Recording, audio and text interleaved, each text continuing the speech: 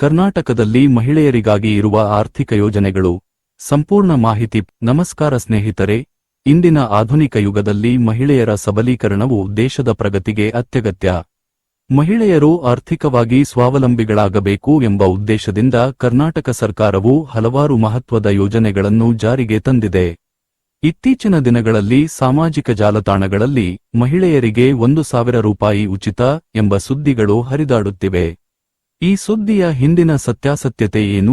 ಮಹಿಳೆಯರಿಗೆ ತಿಂಗಳಿಗೆ 2,000 ನೀಡುವ ಯೋಜನೆ ಯಾವುದು ಮತ್ತು 1,000 ರೂಪಾಯಿ ನೀಡುವ ಯೋಜನೆಗಳ ಬಗ್ಗೆ ಇವತ್ತಿನ ವಿಡಿಯೋದಲ್ಲಿ ವಿವರವಾಗಿ ತಿಳಿಯೋಣ. 1.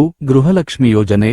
ಮಹಿಳೆಯರ ಆರ್ಥಿಕ ಶಕ್ತಿ. ಗೃಹಲಕ್ಷ್ಮಿ ಯೋಜನೆಯು ಕರ್ನಾಟಕ ಸರ್ಕಾರದ ಪಂಚ ಗ್ಯಾರಂಟಿಗಳಲ್ಲಿ ಒಂದಾಗಿದ್ದು, ರಾಜ್ಯದ ಲಕ್ಷಾಂತರ ಮಹಿಳೆಯರ ಬದುಕಿಗೆ ಆಧಾರವಾಗಿದೆ. ಯೋಜನೆಯ ಉದ್ದೇಶ ಮನೆಯ ಯಜಮಾನಿಗೆ ಪ್ರತಿ ತಿಂಗಳು ಆರ್ಥಿಕ ನೆರವು ನೀಡಿ ಅವರ ದೈನಂದಿನ ಅಗತ್ಯಗಳನ್ನು ಪೂರೈಸಲು ಸಹಾಯ ಮಾಡುವುದು. ಧನ ಸಹಾಯ. ಈ ಯೋಜನೆಯಡಿ ಅರ್ಹ ಮಹಿಳೆಯರಿಗೆ ಪ್ರತಿ ತಿಂಗಳು 2,000 ರೂಪಾಯಿಗಳನ್ನು ನೇರ ನಗದು ವರ್ಗಾವಣೆ ಡಿಬಿಟಿ ಮೂಲಕ ಅವರ ಬ್ಯಾಂಕ್ ಖಾತೆಗೆ ಜಮಾ ಮಾಡಲಾಗುತ್ತದೆ. ಅರ್ಹತೆಗಳು. ಪಡಿತರ ಚೀಟಿಯಲ್ಲಿ ಯಜಮಾನಿ ಎಂದು ನಮೂದಾಗಿರುವ ಮಹಿಳೆ ಅಥವಾ ಆಕೆಯ ಪತಿ ಸರ್ಕಾರಿ ನೌಕರರಾಗಿರಬಾರದು. ಆದಾಯ ತೆರಿಗೆ ಅಥವಾ ಜಿಎಸ್ಟಿ ಪಾವತಿದಾರರಾಗಿರಬಾರದು. 2. ಮಾತೃಶ್ರೀ ಯೋಜನೆ. ಗರ್ಭಿಣಿಯರಿಗೆ ವಿಶೇಷ ಆಸರೆ 1,000 ರೂಪಾಯಿ. ನೀವು ಕೇಳುತ್ತಿರುವ 1,000 ರೂಪಾಯಿ ಯೋಜನೆಯು ಮುಖ್ಯವಾಗಿ ಮಾತೃಶ್ರೀ ಯೋಜನೆಗೆ ಸಂಬಂಧಿಸಿದೆ. ಬಡತನ ರೇಖೆಗಿಂತ ಕೆಳಗಿರುವ ಬಿಪಿಎಲ್ ಕುಟುಂಬದ ಗರ್ಭಿಣಿ ಮಹಿಳೆಯರಿಗೆ ಪೌಷ್ಟಿಕ ಆಹಾರ ಮತ್ತು ಆರೋಗ್ಯ ರಕ್ಷಣೆಗಾಗಿ ಈ ಸಹಾಯಧನ ನೀಡಲಾಗುತ್ತದೆ. ಸಹಾಯಧನ. ಗರ್ಭಿಣಿಯಾಗಿದ್ದ ಅವಧಿಯಿಂದ ಮಗು ಜನಿಸಿದ ನಂತರದ 3 ತಿಂಗಳವರೆಗೆ ಪ್ರತಿ ತಿಂಗಳು 1,000 ರೂಪಾಯಿಗಳನ್ನು ನೀಡಲಾಗುತ್ತದೆ. ಒಟ್ಟು 6,000 ರೂಪಾಯಿಗಳ ಸಹಾಯಧನ ಇದರಲ್ಲಿ ಸಿಗುತ್ತದೆ. ನೋಂದಣಿ. ಈ ಸೌಲಭ್ಯ ಪಡೆಯಲು ಗರ್ಭಿಣಿಯರು ಹತ್ತಿರದ ಅಂಗನವಾಡಿ ಕೇಂದ್ರ ಅಥವಾ ಆಶಾ ಕಾರ್ಯಕರ್ತೆಯರ ಬಳಿ ಹೆಸರು ನೋಂದಾಯಿಸಿಕೊಳ್ಳಬೇಕು.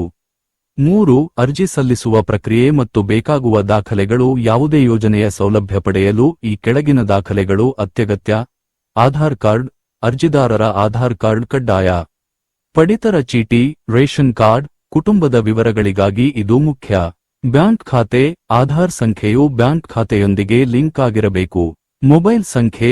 ಆಧಾರ್ಗೆ ಲಿಂಕ್ ಆಗಿರುವ ಸಕ್ರಿಯ ಮೊಬೈಲ್ ಸಂಖ್ಯೆ. ಅರ್ಜಿ ಸಲ್ಲಿಸುವುದು ಹೇಗೆ?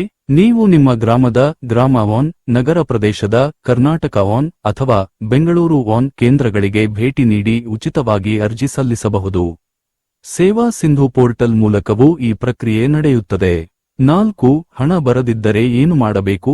ಬಹಳಷ್ಟು ಮಹಿಳೆಯರಿಗೆ ಅರ್ಜಿ ಸಲ್ಲಿಸಿದರೂ ಹಣ ಬರುತ್ತಿಲ್ಲ ಎಂಬ ದೂರು ಇರುತ್ತದೆ.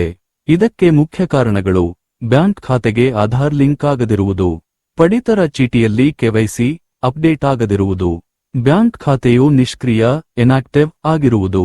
ಇದನ್ನು ಸರಿಪಡಿಸಲು ನೀವು ನಿಮ್ಮ ಬ್ಯಾಂಕ್ಗೆ ಭೇಟಿ ನೀಡಿ ಡಿಬಿಟಿ ಎನೇಬಲ್ ಮಾಡಿಸುವಂತೆ ಕೋರಬೇಕು. ಸರ್ಕಾರವು ಮಹಿಳೆಯರಿಗಾಗಿ ನೀಡುವ ಈ ಹಣವು ಕೇವಲ ಸಹಾಯವಲ್ಲ, ಅದು ಮಹಿಳೆಯರ ಗೌರವ ಮತ್ತು ಸ್ವಾವಲಂಬನೆಯ ಸಂಕೇತವಾಗಿದೆ. ಯಾವುದೇ ಮಧ್ಯವರ್ತಿಗಳ ಮಾತನ್ನು ನಂಬಿ ಹಣ ನೀಡಬೇಡಿ. ಸರ್ಕಾರದ ಅಧಿಕೃತ ಕೇಂದ್ರಗಳಲ್ಲಿ ಮಾತ್ರ ಮಾಹಿತಿ ಪಡೆಯಿರಿ. ಮಾತೃಶ್ರೀ ಯೋಜನೆಯಡಿ 1,000 ರೂಪಾಯಿ ಮತ್ತು ಗೃಹಲಕ್ಷ್ಮಿ ಯೋಜನೆಯಡಿ 2,000 ರೂಪಾಯಿ ಪಡೆಯುವ ಮೂಲಕ ನಿಮ್ಮ ಕುಟುಂಬದ ಆರ್ಥಿಕ ಪರಿಸ್ಥಿತಿಯನ್ನು ಸುಧಾರಿಸಿಕೊಳ್ಳಿ. ಈ ಮಾಹಿತಿ ನಿಮಗೆ ಉಪಯುಕ್ತವಾಗಿದ್ದರೆ ಇಂದೇ ಅರ್ಹ ಮಹಿಳೆಯರಿಗೆ ಈ ವಿಡಿಯೋ ಶೇರ್ ಮಾಡಿ. ಹೆಚ್ಚಿನ ಮಾಹಿತಿಗಾಗಿ ನಮ್ಮ ಚಾನಲ್ ಸಬ್ಸ್ಕ್ರೈಬ್ ಮಾಡಿ. ಧನ್ಯವಾದಗಳು.